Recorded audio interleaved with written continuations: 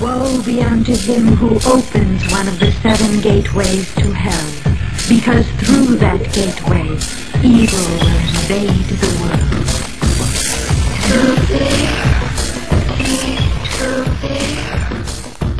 Manner. What a difference they can make. Yeah, I find that airports, as we discussed here, are a great venue for connecting with other people, because in the airport in Panama City was very different. It was like walking into an electronic charged room of mass communication. So you can feel all of that when you're absent from it. Very intense. Well, how's the LAX airport different from that, or is it the same? Totally different. Absolutely totally different. As soon as arriving into LA, it's much, much more angrier, much more intense, much more impatient, much more dissatisfied, major anxiety all over the place. What is it that's bringing up all this attention? Well, it's manners. The need for good manners. Okay, well, I got a new term for this, what you experienced at the LA airport and what you have been experiencing in LA. We're going to call these entities the Undead. You know the goop. The goop, they lick their fingers. The goop, they lick their knives. Going through customs is a whole other matter now, everybody. For those of you that are flying internationally, coming back into the U.S., you will now be fingerprinted, in some cases eye scanned, sniffing dogs all over the place, and there's total tension at customs, unlike anything I've ever seen. You know the goop. The goop, they lick their fingers. The goop, they lick their knives. And here's how the Undead happened. You think 100 years ago, everybody read the newspaper in industrial societies, and they could share the same story for a day or two. The headline was slower and instant. Then when you get radio and TV 50 years ago, it's instant but faster. But when you get into the digital age and people click and move through information questions, 24/7, and you take something like red wine. Well, one day it cures cancer, next day it causes cancer. All right? Mm-hmm. So the information overload aborts anybody's ability to think, to form a thought. And that's right. You cannot form a thought. It is so intense, the energy at LAX and in the U.S., especially here, because I've just started debating it, that it's such a massive contrast. What is it that's bringing up all this attention? Well, it's manners.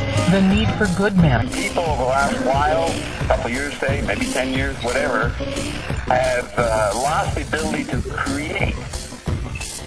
That if you believe creation comes from thought, you need to think to get some creation going.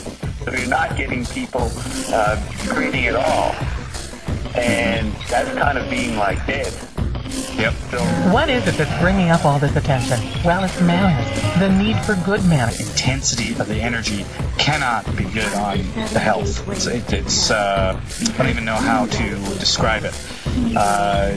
It's almost violent. It's walking into an energy system of anger, violence, and disarray. That's what it feels like. Very different than Panama. So if in the dead you can't, in the gut you can't create, then we have actually, technologically, the android meme has created a condition where people are living as if they were dead, but they're not dead. Mm-hmm. And so there's a great passivity, and therefore other things create for them, which we call the android meme, and then now the mystery landscape. So the tension is,